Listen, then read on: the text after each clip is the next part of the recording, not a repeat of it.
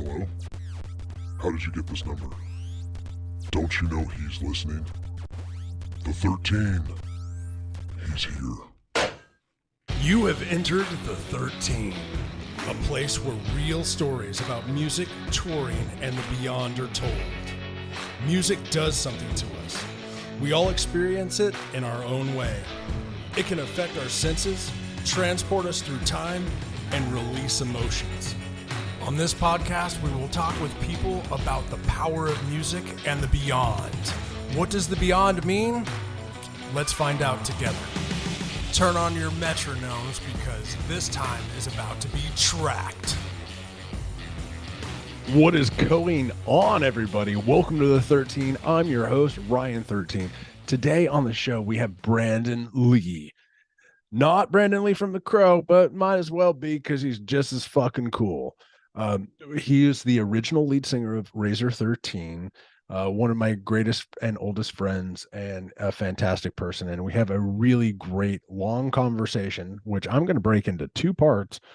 And we talk about the band, Razr 13 in the beginning, and all the stuff that we've done, just, friendship stuff. It's just a really fantastic conversation with a good old friend. Brandon has you may notice at the beginning that his voice sounds a little strained or whatever, and that gets explained in the episode.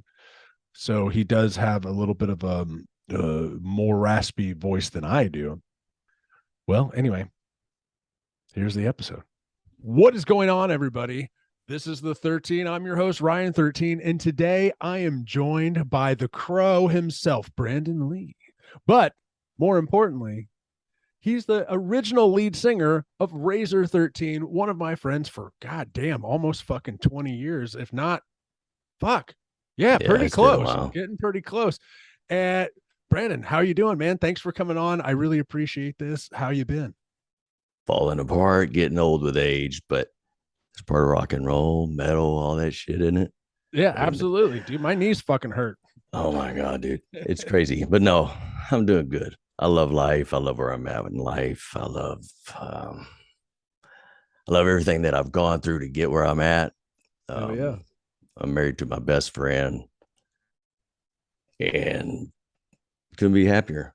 I mean, dude, it's good. Hell yeah. That's great, dude. All the elements and everything. Wouldn't trade it for the world. Awesome. Dawn, my wife, always we have the thing you made us in the window, the old window frame that's still up here. Awesome. It's one of our favorite pieces. It's in the middle of the living room. Dawn fucking loves it and talks about it all the time. In fact, we actually incorporated other pieces of art around it, to stuff that tried to mimic it.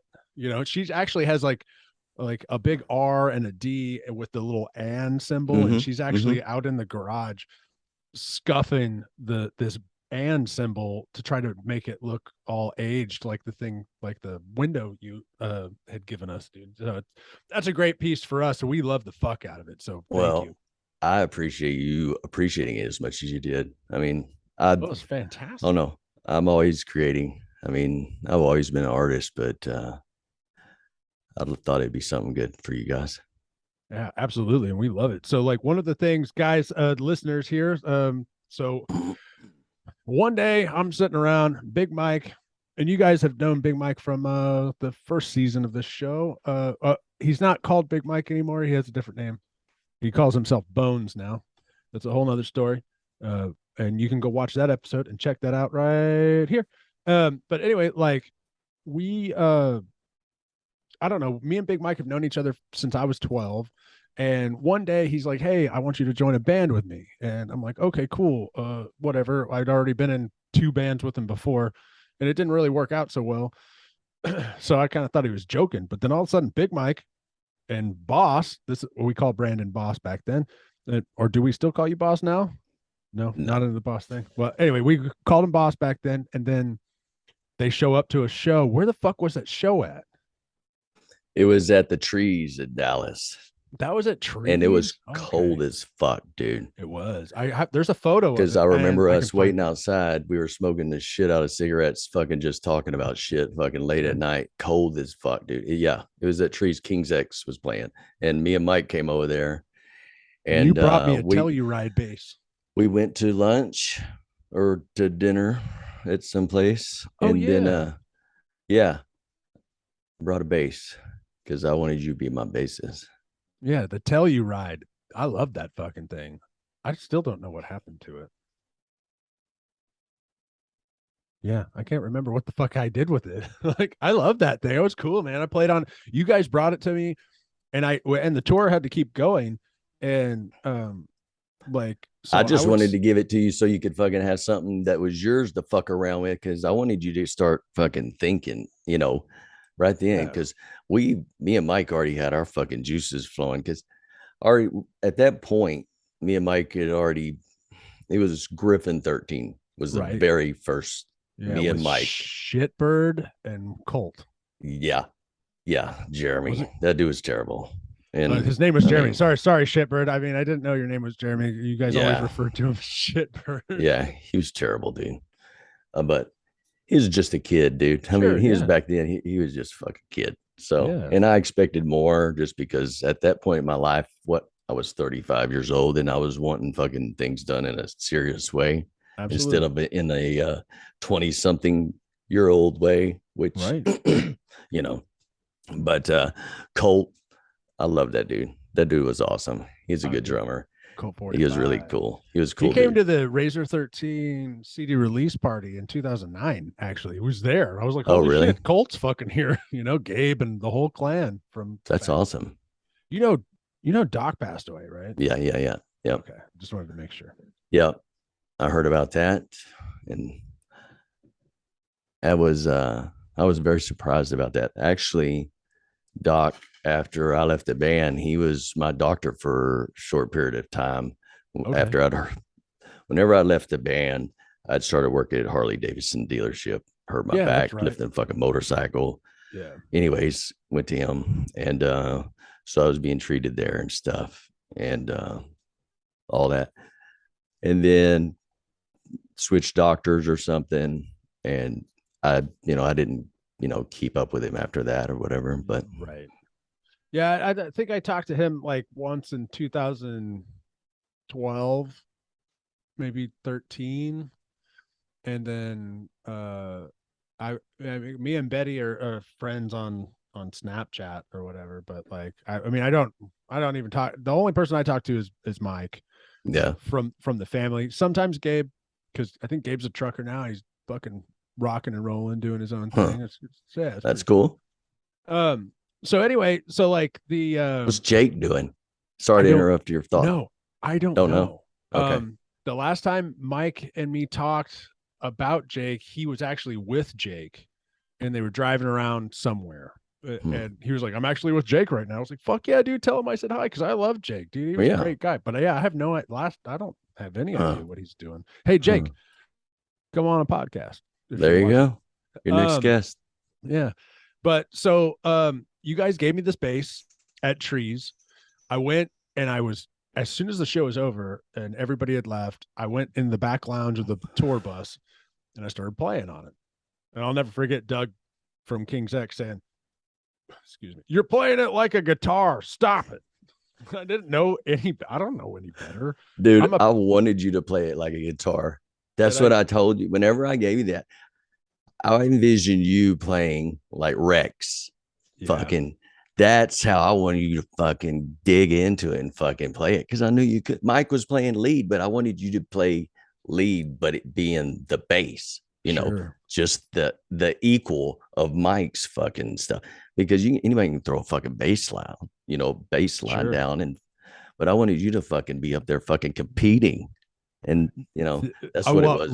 Remember Life Uncertain, and Blacktooth Grin were there might have been a third one that you guys gave me, but it was those two songs that you guys gave me a recording of, and I got to listen to and try to figure stuff out. And that Mike had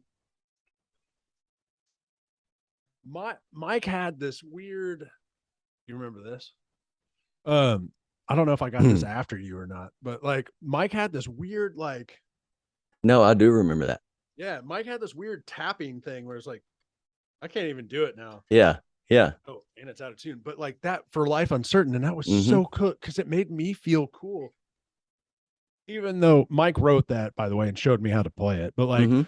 that was so much fun to do. It was like, oh, we're doing Life Uncertain, and I get to do my little fucking tapping thing. Makes you That think. was, yeah, that was so, and that was a great song, dude. I went back and listened to it not too long ago, and I was like, fuck yeah, this song still great. Even though it's in demo versions or whatever, we never Right. got to really record it properly. Right. But That that song, song's I wrote great. that song for this girl that, oh man, that was back right whenever we first started. It had to be right before the band started. A girl got kidnapped and murdered and stuff. And it just dug at me. And I'd go lay in bed and then fucking wake up and be like thinking about shit, lyrics and stuff. Like, fuck it. I'll think about it, write it down tomorrow. I did that one time. I never made that mistake again because you don't fucking remember shit the next day. Right. So you get up and go to your computer and then you fucking start typing it down. And then you start typing it down. And then you're fucking sitting there and then fucking 30 goddamn fucking minutes, 4 hours later, it's like, Yeah. and then you write fucking songs. But I mean, that's how it happens. You have to fucking scoop it up while it's there, dude. Absolutely, dude. There's only been one time that I ever heard a song in my head when I was sleeping or whatever, and like I woke up out of the dream and it was the perfect song, and I went to the guitar and I started trying to play it, and my skills were lacking and probably still are, even if I had that dream today to go play it. I couldn't fucking recreate the thing I heard in my brain, man. So yeah, you absolutely have to go grab it. It sucks that you feel like you had this master. You don't feel it. You know what you had, and you lost it because you couldn't capture it. But is it worth having that? Knowing that you had that for a split second that you can kind of replay, or would you rather have just a watered down version that you can recreate all the time that doesn't mean as much? Right. Yeah, that's true. That's a good point. mean, But I can't even remember that song. I can't even remember what it sounded like. It's like one time I took acid when I was in high school, and I realized what the whole world, I realized what life was all about, and like like the meaning to life came to me, and I was sitting there smoking a cigarette, and I remember I stared into the butt, or not the butt, but the embers of the smoke. Yeah, the smoke, and I was like, holy fuck. And I went running up the stairs to go tell my two friends who are both now dead. That's a different story. But like running up there to go tell them the meaning of life. And I ran up the stairs and I was like, guys, I figured it out, the meaning of life. And they looked at me and they were all tripping too. And they're like, what is it? And I was like, I don't know. Because you just that quick. well, you had it. And you, by the time you fucking got all the way up to the top, you fucking forgot what you were up there for almost. Yeah, that's right. I didn't even know. It happens. That shit So happens. okay, so we started Razor 13, or let me rephrase this. I was brought into Razor 13 after Griffin 13. Right. And you guys changed it to Razor. And I told Mike that whenever we're done with Griffin 13. So I didn't know what the name of the band was going to be. I told Mike, we're just going to get the guys and then I'll figure it out. And at the time, I was weight training with John Razr. Oh yeah, the Razor, the man. And fucking weight training with it. And that's how actually Mike and I got together. I'll back us up even further than this a little bit. Okay. Mike came in 2004, opened up my tattoo shop, and Mike was getting some work done by an artist named Brian. And at some point, Mike had tried to talk to me about music or something, or what. I was off in some la la land doing something. I don't know what the fuck, but I wasn't paying attention. I'd met him before, but I didn't recall just because I was busy doing something. Anyways, I was talking to John. We were training, and he said, "You need to get with Big Mike." Blah blah blah. He likes this stuff and this and this, and I had just started, and it's embarrassing, but I had just started really listening to Pantera and stuff only about that time whenever we started music. I Okay. started listening to Chris Cornell. I hadn't listened to Chris Cornell that much before. Okay. I started in the bands. I'd always been, I love music, all kinds of music, country, rap, metal, rock, you name it. Sure. Yeah. Growing up, I was listening to Elvis and the Carpenters in my mom's Monte Carlo on fucking 8-track, Yeah. and it was cool.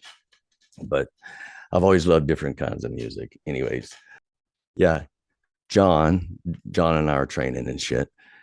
And he's like, man, you need to get with Big Mike. He fucking digs this music. And I'm like, all right, cool. Because at that point, I decided I'm fucking 34, had a tattoo shop, and I wanted to become a vocalist in a fucking band.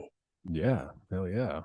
Who the fuck thinks that just out of the fucking blue, dude? At 35. For one, like, fuck yeah, let's for go. one, I'd always had stage fright. I never wanted to be in front of people. I didn't want to fucking perform in front of somebody. But I was a percussionist in band, marching band, concert band, all that stuff growing up.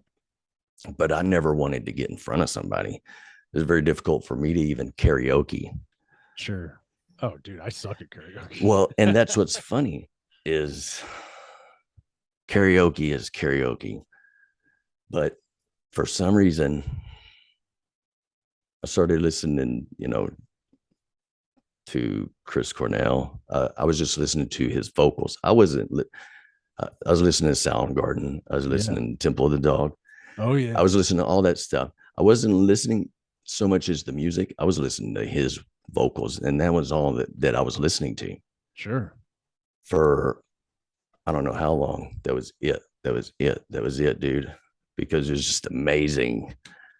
Oh, absolutely. Very few people can fucking even compare to the level of Chris Cornell in his days. I mean, I saw them. They opened up. I never saw them the whole time they were a band until they got back together and they actually opened for 9 Inch Nails at the Cynthia Woodlands Mitchell Pavilion in Houston, Texas, or the Woodlands, Texas, I guess. And I couldn't believe it. Like, I'm gonna get to see Chris Cornell. This is fucking fantastic. And I watched them live, and he fucking nailed everything. There was no fuck ups. There was no like flubs. It was like he's still getting after it. He almost did it better than he did it on the records. I was like, holy crap. And then, he died and all that shit. But Shannon and I, we fuck, dude. The first time I saw Chris Cornell, went to Austin and saw him with a friend of mine. She's the one that got me hooked on Chris Cornell. Okay. And so we had the opportunity to go to Austin and see Chris Cornell when he was with Audio Slave. Yeah. And then after that, the next time we saw him, Shannon and I, it was after he had released, God damn it, his solo album. It was the rap one with Timbaland, Scream. Yeah. He released it. And what was really crazy is Chris Cornell doing hip hop music background tracks, and that album is really fucking good. There's a lot of freaking vocals on there that are really fucking awesome. And it was totally different. So it was a little bit of something for somebody in the hip hop or the not so edgy, sure, rock. They have the opportunity to maybe because not everybody likes that. But anyways, we went to Austin and saw him perform for that, and I was very skeptical on how he'd pull it off with the hip hop tracks and the bass and just the way that the whole atmosphere. It was exactly how you would expect it. Perfect performance, fucking nailed everything. It wasn't awkward. It wasn't fucking weird, which going to see that, it seemed kind of weird, but it wasn't weird at all. It just seemed natural. And then the last time we got to go see him, we drove up to Oklahoma at Kane's Ballroom and saw him play there. And it was and just solo. And we, Shannon, actually, this is how incredible my wife is, gets a hold of a local radio station there, gets a hold of somebody, DJ, something. And we get to go up after the concert, go meet and greet in the back because she contacted this dude and said, hey, we're coming up from Waco and blah, blah, blah. And we got to meet him, shook his hand twice. Freaking awesome dude. Got his autograph. She printed out these lyrics that we have printed and framed of some of his songs, 4 of his songs. And he signed all of them, signed our ticket stubs. Freaking, it was incredible. Dude, and that's then so cool. It was awesome. It was incredible. And then the morning that I had to tell her that they found him dead, that was fucking awful. Yeah, it made me sick. Yeah, it fucked me up with the way it happened. There's a lot of conspiracies with that too. I don't believe anything for what I see anymore on TV. I don't believe a single thing I see. Right. But I know for a fact you don't hang yourself with a goddamn fucking exercise band. Yeah, or whatever it was. Yeah, okay. Mm-mm. And the same thing happened with Chester like a year or two later, right? No, it wasn't that even. It was maybe a year. Maybe a year. I mean, it wasn't very long after that. On the day? No, I think it was on the day. It wasn't very long. I don't remember, but it wasn't very long. But no, that's fucking. I have no idea. It's just terrible. Yeah. And I hope like fuck nobody ever finds out that something nefarious that was, done that. I don't know. It's no Epstein stuff. Right. Exactly. Yes. I don't know. It's terrible. Back in my 30s, in my early 40s, maybe, I felt like nothing can stop me. I opened my tattoo shop. I was fucking, I wanted to be in bands. I wanted to go fucking have fun and shit because I didn't have the best childhood growing up and shit. It fucking sucked. And that's for, whole different stories and shit like that. Sure. But I was like, I want to fucking do this. I want to be a rock star. Anyways, John's like, all right, here's Mike's number, blah, blah, blah, whatever. Send him a message, or I don't even remember back then. Send him a message or call him or whatever. Email or, a call. Like, hey, dude, man, remember when we used to call each other? Yeah. So I'm like, all right, dude, here's my house address, blah, blah, blah. And I'm at my house chilling, dude. Fucking time going by. Fucking, what the fuck? Looking at my phone, and I'm like, and on the first day, and I'm like, this is not what I want to fucking deal with. I'm very big on first impressions. Sure. I mean, that's just kind of how I am. Right. Yeah. I'm like, God damn it, dude. So finally, I don't know if it's a couple hours later or something, he said his fucking truck broke down, the green truck that he used to have, the old one that, something with the fucking truck. I'm like, all right, dude, fucking text me, something. Yeah, let me know. Yeah, a response. Sure. But nothing. And so I'm sitting there fucking waiting literally hours and shit. So I'm like, fuck, dude. He finally shows up. And I had a old Dean guitar that I'd picked up from artist of mine, actually Brian, the guy that was working on Big Mike that day.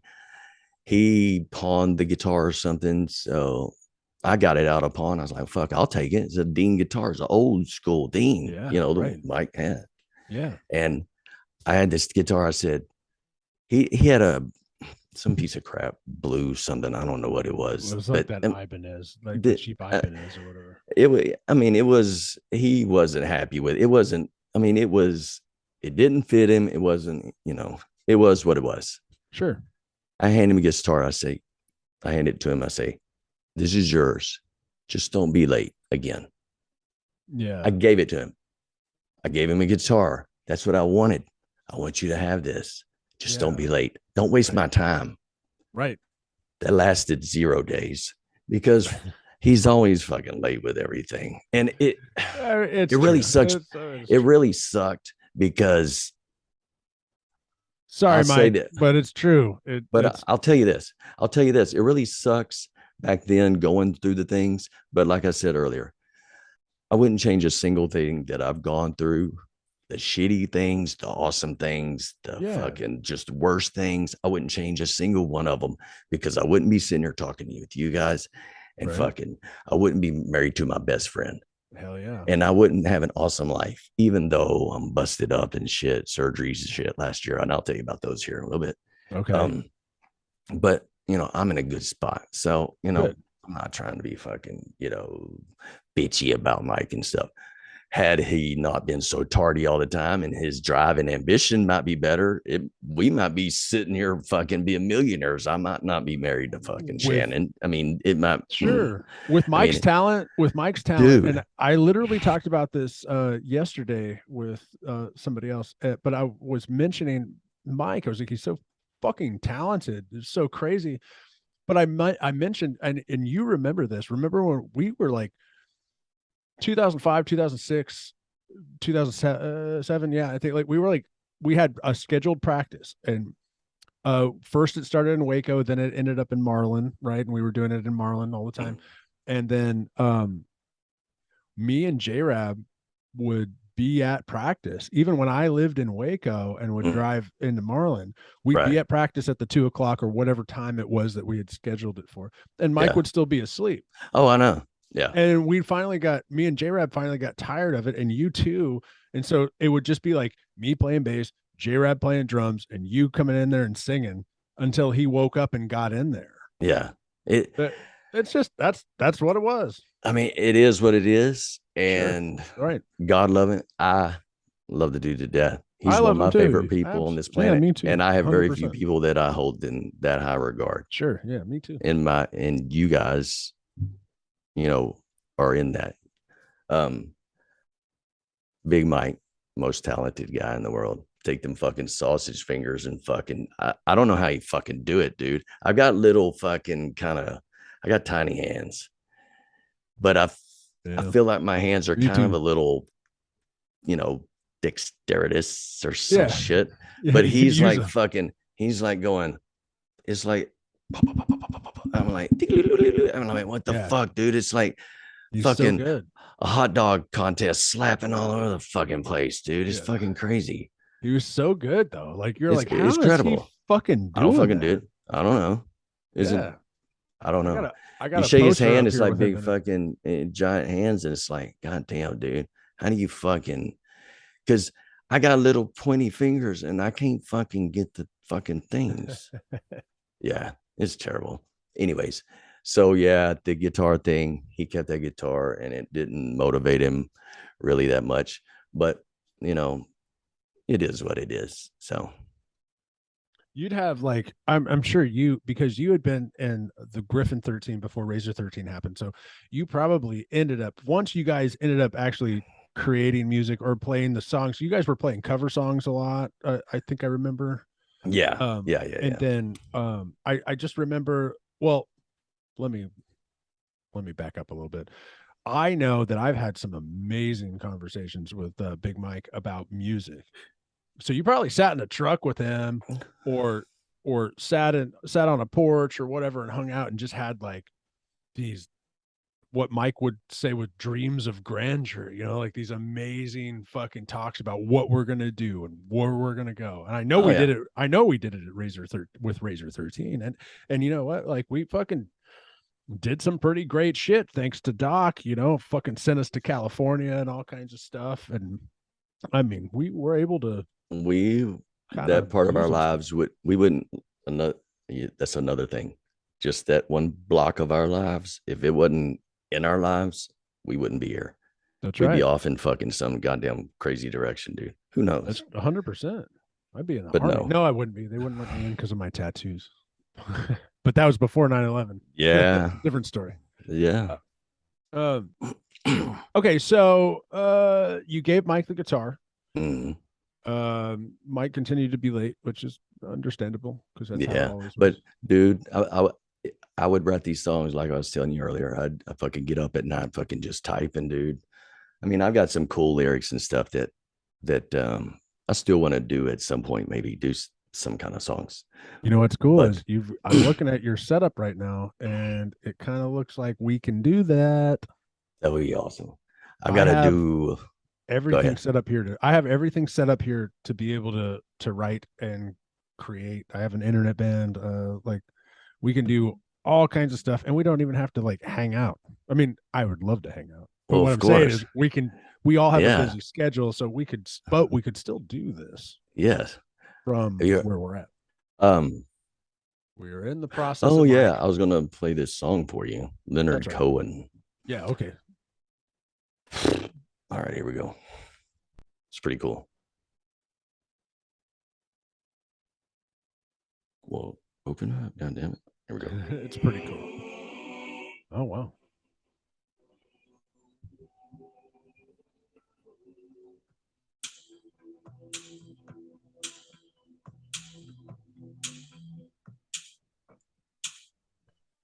I hear the hi-hat. Everything else is drowned out because that Is it? microphone is fantastic. Yeah, your microphone is doing exactly what it's supposed to do. Like drown out the background noise, and that's what all I can hear is I heard, but then it just became this. So tell me the song, so I can. Okay, look it up real quick. You look Want it It up. Darker is what it's called. You Want It Darker. It's by Leonard Cohen. The reason why I'm saying this is because my new fantastic voice that I have is permanent because of the fucking neck surgery I had last year. The doctor fucked Okay. up my fucking neck. And Oh, so, okay. Let's talk about that in a second, because like I did notice that you're a little yeah, more we'll go in it. graspy, a little It's bit a more. big old fucking ordeal. Is it really? Yeah. So you had neck surgery, Mhm. and like what for? Like you have a 5 and vertebrae that 6 were in my fucked neck up. that were fucked up. Uh, Yeah. Last year at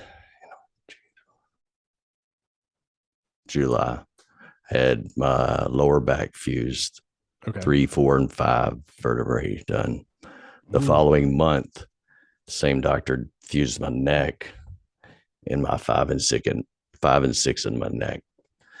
Well, in order to do that, he cut me my neck here and pushed everything over to the side in order to just put the plate through the front. Sure. Ooh. Apparently, he did something fucking wrong, and now my vocal cord on this side is 80% paralyzed. It hasn't gotten better. It's been over a year now, and he said he's never had anybody that their voice has stayed this way for longer than a year. Oh man. So, and I went for the neck surgery because from doing tattoos and shit for so long, fucking for years, just leaning over, my lower back was shot, my neck. Right. The nerve that runs from your neck all the way down to your fucking your whatever nerve, the radial nerve, the ulnar nerve, whatever it is that runs these 3 fingers. My fingers were getting numb real bad, and I couldn't hold anything, grasp anything, shit. So he went in to fix that. It fixed that. I haven't had that problem, but now I have Another problem. yeah. My voice, it's hard to swallow. It fucking hard to breathe. It took me a long time to teach myself how to speak again. Oh shit. Because I have to use a lot more of my diaphragm, a lot more vocal, push my words out because my vocal cord isn't firing the way it's supposed to. Holy shit. Yeah. Actually, I got a video. I want to do it like this, and you're going to see it here in a second. Dude, that fucking sucks, man. I'm sorry about that. So have you been able to like sing in the shower or like? No, I can't sing. I mean, nothing. I can. Maybe you can growl now. See if I can get it where they. Oh, there that's it my is. lower back. Oh that's my lower back scar. Holy fuck. Yeah, it's brutal, dude. So so your back was fucked. You're thinking it was fucked from all the tattoo stuff, or Yeah, just years of leaning over, bad posture, oh, fucking. I have bad posture. I have dude. I ran my head into a wall in 2019, like smack dab straight into it, and my neck goes every time I hear it right now. Like it ain't good. There's a picture of the plate in my. Well, God damn it. No, I can What? see it. I can Can see you? it. Yeah. Oh my god. Yeah, right there. Holy cow. Let's see. Oh, that's my lower back with the 3 sets of screw things in there or whatever. Oh my god. Hey, dude. You know what's cool though? Is you're like legitimately metal now. Yeah. You got? Do you have a card that you can like show the airport when you walk through? It's titanium. They won't Okay. fucking set it off. Oh, okay.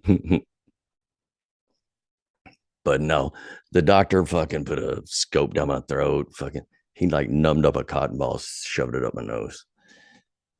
And that was crazy. He pulls it out and then he sticks his camera up through there and looks down, has me speak and shit. My vocal cords are fucking, they're supposed to move at the same time. And one's going, and this one's just kind of Stuck. flopping around, just fucking. Oh no. So I don't know. We're dealing with that. Just trying to one thing at a time. I don't know what I'm going to do. Well, I At mean, some it's point, all I'm right. going to figure something out. Anyways, Leonard Cohen has a cool voice like mine. And so I was thinking, I like that kind of style thing that he does. He's not alive anymore, but it's a really cool song. Okay. Anyway, long story short, the idea of getting your vocals back, does that Dude, you it think was that's pretty. possible? Like to go further than you are now, or No. I mean, if they said that they could go in and put some fucking injection into my vocal cord, fucking silicone or some shit, fucking, yeah. and it's not guaranteed to fucking fix it. It might make it a little better, but it's not permanent. Yeah. And it's like, what the fuck's the point? I'm not gonna fucking get put to sleep just to fucking be your experiment and see what the fuck. Right. We're gonna go to some Razr 13 touring stuff. We're gonna jump ahead from where we were before because we've been doing this for a little while now, and this is great. And I like to keep these about an hour to 2 hours long. Mm-hmm. So let's jump. Okay, so I oh, I know where we can jump to. J-Rab shows up. J-Rab comes and J-Rab came to Waco before I did. And I guess you guys had that rehearsal space in Waco at over on Franklin. Over on Franklin. Where we had that show where Marzi showed up. Yes. And which was fun. We bought all these or Doc bought all the pizzas. We had all the pizzas and stuff. Yeah, it was pretty cool. Yeah, that was fun. And I remember so J-Rab calls me after the tour and is like, dude, this is so much fun. And then Big Mike called me, and Big Mike called J-Rab rock solid. That was his thing. Like, dude, this motherfucker can play. This is great. And J-Rab did not know how to play to a click then, but that's a different story. J-Rab, I'm calling you out. I'm not really calling him out. J-Rab knows he couldn't play to a click back then. But so you guys, he could if he wanted to. If he cared enough to, maybe.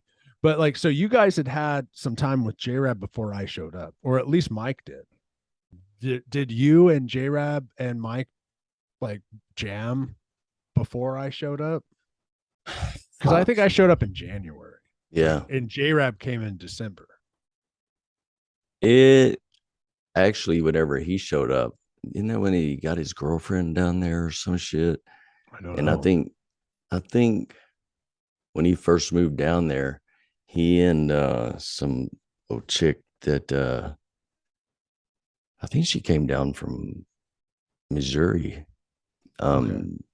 Where Doc put him up at the hotel for a week or so or two. Well, I do remember. I don't remember us doing anything really before that. We might have went to Houston, met Marzi, hung out or some shit, but I don't remember doing a whole lot of stuff until you came around.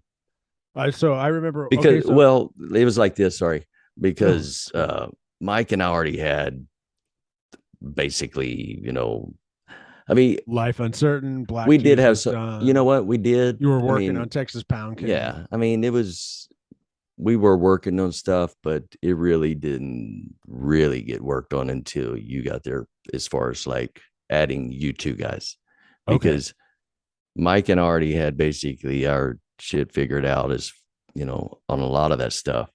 And so we didn't want to really,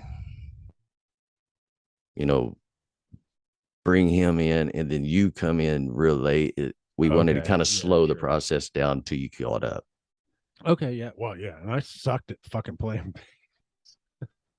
Dude, Big Mike, I dude, love it. I have all of these tabs. I think it's in this door right there. That Big Mike wrote. I said, just write me out the tabs. Write me what you want me to play, and I'll play it. Because Mhm. I'm not a good musician. I'm just like adequate. I can do it. Right. Like, okay, show me what needs to be done. I'll do that. I won't look at the crowd. I'll just look at my hands and play the fucking thing, but I can do it. And like when I showed up, I guess that was January. I showed up and I remember going to that room. And so for the audience, everybody, like this place was a place where people could rehearse. They could take guitar lessons, things like that. You could rent rooms and do stuff. Yeah. But It was a rental. Yeah. Small Razor stage in 13 there, or performance whatever. stage. Yeah, we had the stage. Yeah. It had a couple of personal recording rooms or teaching. They had a lot of music teaching stuff going on. But yeah, Yeah. it was pretty cool. It had a stage in there. Yeah, dude, being on the stage was great. And then Razor was sitting out in the audience with some other people the first day I'm there. The first day I'm there, I guess in front of people. I think it's the first day I was ever there. And I'm playing the thing like a goddamn guitar, like you wanted. And Razor, told Mike or something, or at least this is my memory. And if my memory is wrong, don't correct me because I like my memory of this. Razor was like, that guy's so much better than the last guy. I'm I like, all guarantee, right. dude, I guarantee it. That's probably toned down or tuned down than what he probably said. It was probably even better than that. So I can Do you, probably tell you for certainty it was at least that honest and genuine. So okay, so when we were rehearsing there, and we were rehearsing there a lot, J-Rab fucking got us the Monster Energy drink hookup. mm-hmm. When we started getting all the Monster Energy drink shit and all the whatever and all the cases of Monster Energy and like the wristbands and whatever. And I remember one morning I came to practice and I didn't eat breakfast. I just drank 3 Monster Energy drinks. 3 of them. Those fucking Oh, we had them cans. in the van. We always had Yeah. them in the back of the van because we Yeah. were semi endorsed kind of. Yeah. I mean, they'd Sort give of, us some shit. kind of. They'd give us some merch and excuse me. They give us merch and monsters. It's like, okay. We're like, fuck yeah, we're part of the fucking Monster. This is great. Anyway, I drank those 3 and I'm standing on stage and we're playing probably through Blacktooth. And I just kind of remember being, and somebody was like, "Are you okay?" I was like, "I don't think so," because Dude. no food, hangover, Monster Energy drink, 3 Monster Energy drinks, no bueno. Don't do that, people. All we used to do, I remember we go to anytime we go to the show, we're going to Houston. We'd always stop at that gas station there in Marlin on the way out and might give us some money, grab us a few packs of Camels. Yep. Fucking Mike would be like, "Here's some scoots." Yep. You always said scoots. Here, take some scoots. Yeah, we get cigarettes. We get cigarettes, and we had monsters. We didn't need anything else. Cigarettes, and then we grab some crap to eat, and that was it. Yeah, some fucking chips or stop at Denny's or something. And fucking, yeah, man, dude, we had this is so much fun, guys. And so for the people who are following us, like we're talking about 15 years ago, maybe a little bit longer than that. 2005. Yeah, a little bit longer than that. And so the band starts we're doing our stuff. We're about 4 months into the band, and all of a sudden we're on a tour bus. Mhm. And like Big Mike said in Big Mike's podcast, which I guess I'll try to place here, and if not, you can go look for Right it. here, Yeah, right here, over here, right there, somewhere. or up there. So you can hear that Big Mike mentions and correctly mentions that that would not have happened without Doc Crockett or Scott Crockett, fantastic human being, believed in his son, believed in Razor 13, and would put a lot of money into it. And so all of a sudden we're like 4 months in, we've got like 6 songs maybe, and Mhm. we go on tour with Six Past Hell We and that shared a was bus. awesome, dude. We started out fucking in Houston. We started in Humble, I think. Then we ended up playing in San Antonio at some point. Yeah, like the White Um, Rabbit or something, whatever it was. Upstairs. Austin. I have photos of that. Yeah, we played, bounced around up and down until we went out to California, Yeah. because that was once we left. I think it was San Antonio. I think that's when we left to go out of town. If I knew where my poster was, I could tell you because he'd be right on. Oh, Anyways, hold on. I have one laying around here somewhere myself. yeah. But no, that was pretty cool.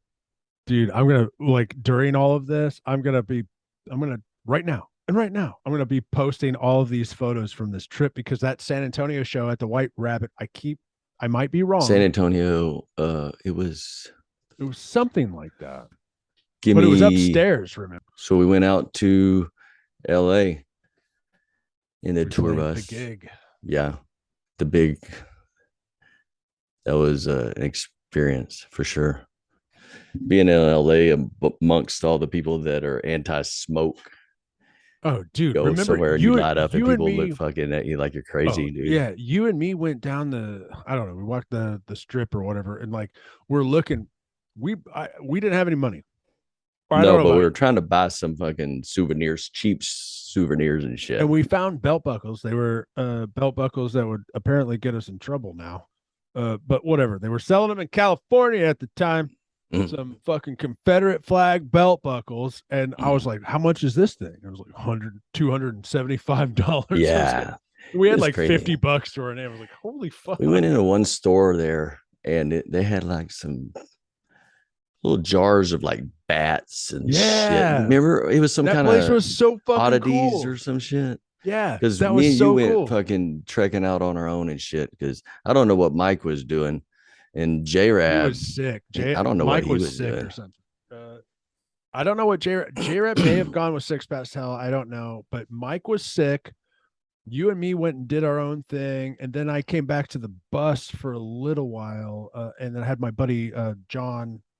I guess I won't say his last name or whatever, but like had him and his friends come and hang out and smoke a bunch of weed, and I was just so happy that I had a tour bus, and I was like, "Yeah, come to my tour bus. We're gonna smoke some pot. This is gonna be Dude, fantastic."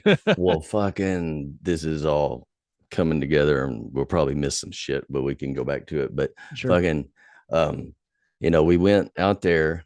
We went out there to hang out with Mardo and fucking, Yeah. those guys and shit. So Jags, the fucking guitarist for them, remember? Fucking Yes. curly hair. Yep, love Fucking, him. Still he friends was with him fucking and his awesome. wife on the Facebook. They're awesome. So they're like fucking me. What was it? Me, you, and Mike. I don't think J Rab went. No, J Rab did go. And the only reason I know that is because I've seen a photo. Oh, okay. Yeah. But yeah, we went. They had some food for us and shit, and then They had that awesome French bulldog. Yeah. They're like, oh yeah, he gets more ass than a toilet seat. Yeah, that dude was crazy. Jags, he was cool. Mardo, those guys. Whatever happened to those guys? The Mardo brothers, the last I heard, so this is 8 years ago. I'm about to get married right before you showed up to my wedding. Okay. And I call Aaron. I still have that old number, but he never answers anymore. So, hey, Aaron, if you see this, call me. I still have the same number. Man, he was cool, dude. But like Aaron and Rob, had switched over to, they quit doing Mardo and they started doing music for TV shows and film.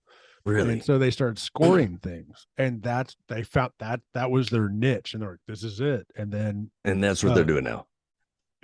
that's Or what they were that's doing 8 years ago. And then like Aaron had a baby on the way with his wife, again 8 years ago, and I've sent him text messages. I've sent him like 2 or 3 text messages, probably drunk, and been like, "Hey, it's me. It's sideburns," because he called me sideburns. Remember? I was like, because I can't grow sideburns, and I was like, "Hey, it's sideburns.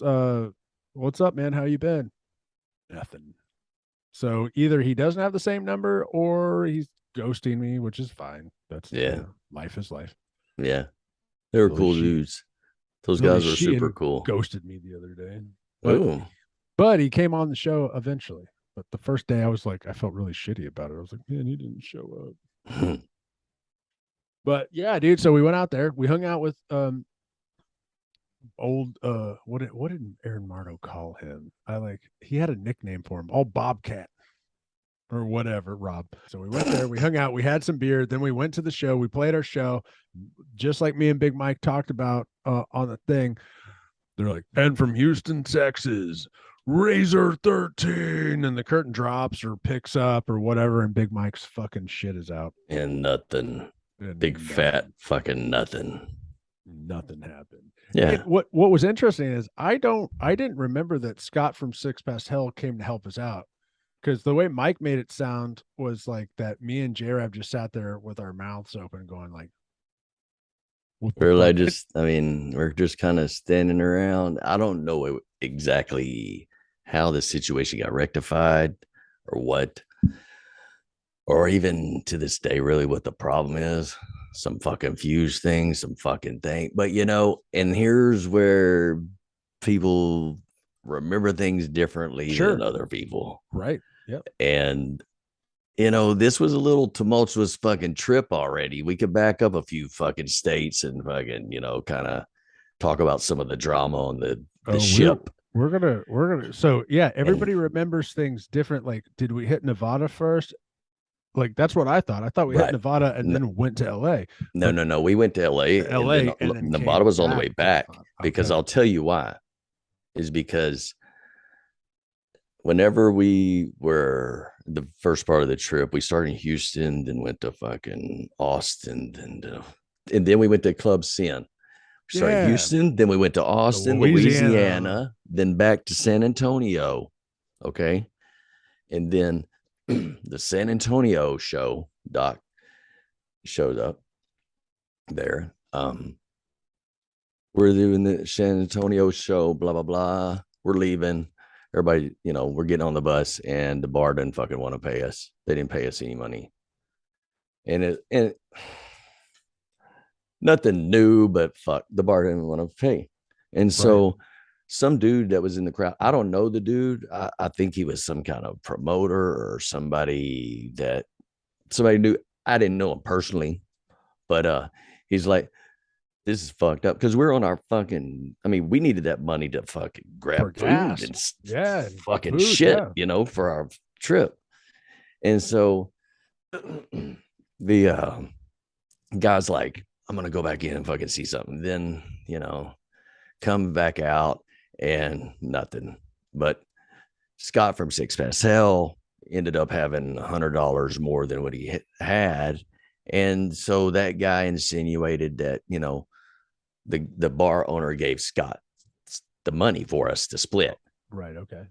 That's what the guy was telling me. So I'm like, what the? All right, whatever. And so I'm like, all right, dude. And so I asked, we say something, and he said he sold some merch or whatever. I'm like, all right, whatever, dude. Just we get on the fucking ship and get the fuck out of there. So we leave from San Antonio or whatever. And we go out to LA. And then LA is when we kind of split off from, it was you and I and Razr 13 and Six Past Hell did their thing pretty much. And,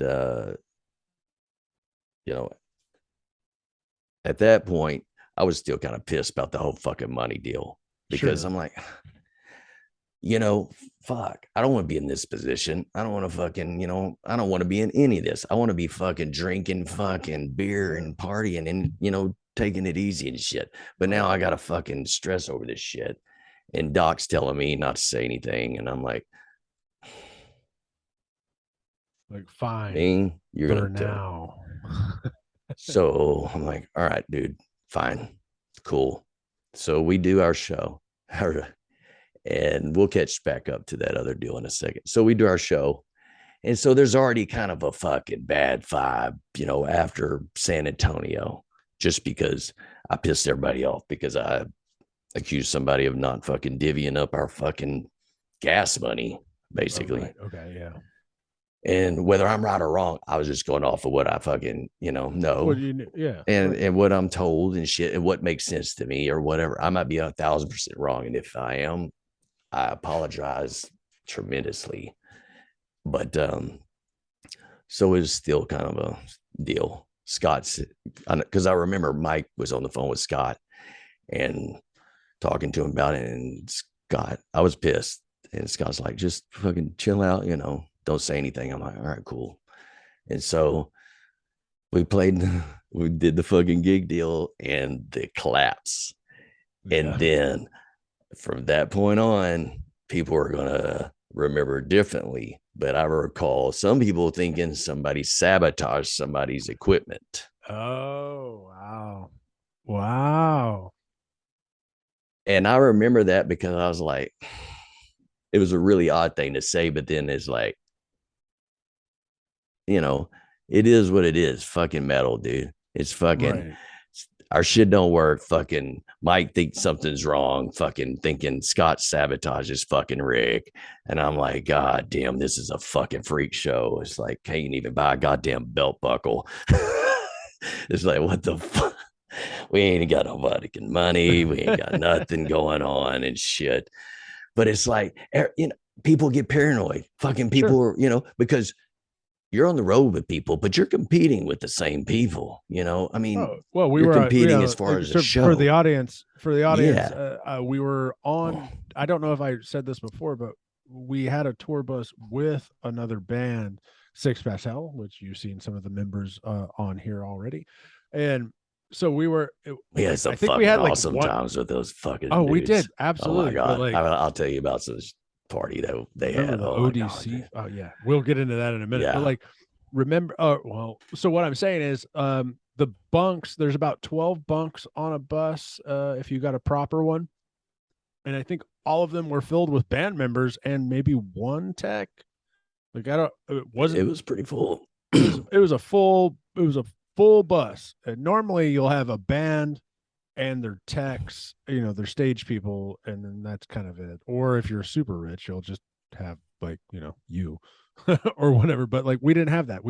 Everyone was shoved into this thing and drama was about to ensue. No matter what happened, it was gonna happen. Just because that many dudes on a fucking tour bus is gonna shit. Well, they had one more person in their band as well. So yeah, right. That's true. and then they had a guy that roadie guy. I don't even remember the dude's name. That's what I'm saying. Was it Red? Did Red? No, he didn't go. Was it Red? He didn't go. Okay. So after we finally get Mike's equipment done and we play a fucking half-ass set, basically practicing because everybody had fucking left at that point. And it was pretty cool because right before that, the place was pretty fucking packed. Yeah. The people that were there before watching whoever the fuck they were. And then once they got done, it was like, they're all gone. I was like, well, so I think it was Six Past. I think they came to watch Six Past Hell. Like, then we played. And then it was crazy. That was it. But it wasn't like we expected. It's certainly what we envisioned is, hey, let's go play in LA. We were thinking that like fucking Electra Records was going to be there and like be like, this is the band. I envisioned it being like the first time we ever played at the Engine Room, the first show, the best show we ever fucking played. I think that was the best show we ever fucking played, just because it was the first one. It was awesome. You It want was to know? fucking awesome, dude. You want to know a funny fact about that? You know the cool photos of you from that show where you're leaning in, you're leaning in. I got my fucking arm cast on yeah, the one where I right. tore my bicep. Yeah. Right. And it's still fucking cool as fuck. And there's some cool photos of me because I was wearing like a button up shirt or whatever. That chick who took those The Heaven Hell photos, photography. yeah. I've tried to find that chick because I know she's got more pictures of it, and I want to see them. I'm friends You know with her? her. Yeah, Oh, she's does she have family. 'em? She maybe she's family friends with my wife. Awesome. They grew up together. Oh wow. And so yeah, Dude, I'm that one 100%. picture that I have of me is my favorite. It's the first engine room. It was the first time we performed together. Yeah, live It's to my an audience. favorite Besides, it's my favorite fucking picture. And I was like, I was searching Heaven and Hell photography and I couldn't find anything. I was like, because I it want to was see, her and some hey, you got any dude. more fucking pictures? Because some other guy. Yeah, that was cool. I will Just reach out to her, see if she may have. That'd be cool. well, I mean, yeah. Anyway, so she is that chick that took the photos of you and me and everybody. Has always been family friends with my wife and her family. And I didn't meet my wife for years upon years, after that. Right. And it was like all of a sudden, wait, why do we know each other? That's crazy. That is crazy. It's great pictures. Cool. Oh yeah, they were great photos. Man, that'd be really cool. That would be cool if she did have some of our first show. The stopping point has to be Las Vegas. Well, it is. That's what I was going to say at the saloon. Yes. Saloon bars is where we were, because that's where I called out Scott and I pissed him off. And they didn't even play the show there that night. He got so pissed off. They didn't play. We were the only ones that fucking played. Fuck, you're right, dude. I forgot all about that. And it's funny that because whenever I saw you interviewing him, I was listening. I was listening to all these different things. And you're talking about Las Vegas, and you're talking about it was a great show, whatever. I just remember it being a great show. Some drama and with what's her name and shit like that. But yeah, let's talk about that. Let's get into that. Some point in there, I think it was on the way back from LA. We spent the night at a hotel room. We did, because we'd been on the bus all the nights. And so they had spent the night at a hotel room the night before. And so it's Six Past Hell did. So we spent the night in a hotel room. I think it was the night on the way back. It was on the night on the way to Las Vegas. Okay. And whenever we got out of the hotel room, we woke up and the bus had fucking sticky floors, fucking everything was all over you remember that shit? Yeah, we all I don't know if we all shared one hotel room. Yeah. Well, no, it was us, our band. We went and stayed in the room while they stayed and partied on the bus. Yeah, all night. They got fucked up. Dude, the best was it was filthy, dude. It was filthy. It was sticky. There was shit all over the fucking floors as far as spilt alcohol. It was fucking, we were pissed because we're like, fuck, dude, we're all in here, but we can talk about that in a different way if you want to or whatever. But I don't care. We can bring it all up. I mean, okay. Well, I love the guys. We're all different people than we were then. We can talk about it. If anyone's going to get pissed off at anybody, it's going to be me for facilitating this. I don't give a fuck. I want everybody's aspect of everything, because dude, there's shit I don't fucking, and you're saying, you're yeah, people remembered things a little differently, or, and you see things the way you see them. And you bringing this up, I fucking forgot. And you're 100% right. I know most of us showered. Most of us, had an actual night's sleep. Big Mike had been getting over some type of weird sickness. It's funny that you mentioned Jason McMasters. Yeah. Had him on last night. It's funny that you were talking about that, because that was the last show we played in Houston, and at the Where the fuck was that? It was the last show on tour that we played there because With broken I teeth. had That was yes, with broken teeth. Yes. oh my god. It's called oh my god. It's still there. Is it FBI? It wasn't It FBI. wasn't FBI, no. It was the other side of town. It was oh my god. Like somebody just played there the other day. I was like, "Oh yeah, I remember playing there with broken teeth." Because that stage was like this big. Yeah. Yeah. I remember passing out on that fucking stage because me and Razr driven up there fucking that day, and I smoked, and I was, jeez, I was That dude always had it was good awesome. fucking weed. I was fucking straight up fucking. It was awesome, dude. I was drinking. Acadia. That's what it is. Acadia. Acadia. It's true. Yo, I mean, seriously, what an amazing conversation so far. It has been so great to talk to Brandon again. I mean, we've kept in contact over the years, but just having a sit down 4-hour conversation has been fantastic. That's why we're going to end the episode right now. I actually only recorded about 2.5 hours of it, so I'm going to break this up into 2 parts. I think we're running about an hour right now. So come back here next week for the second part. It's so fun to relive these old memories and talk about this old stuff. It feels a little dramatic at some points, and it's fucking awesome. I love everybody, and I love everybody I've ever interacted with, especially in Razr 13, 6 Past Hell, that whole period of my life. I mean, I'm never going to forget that. Anyway, a little emotional about that, but yeah, like this is it's just a really good reliving a good time with some good friends. I love you all. I hope your new year is going well, and stay tuned for part 2 with Brandon Lee or Boss. Later.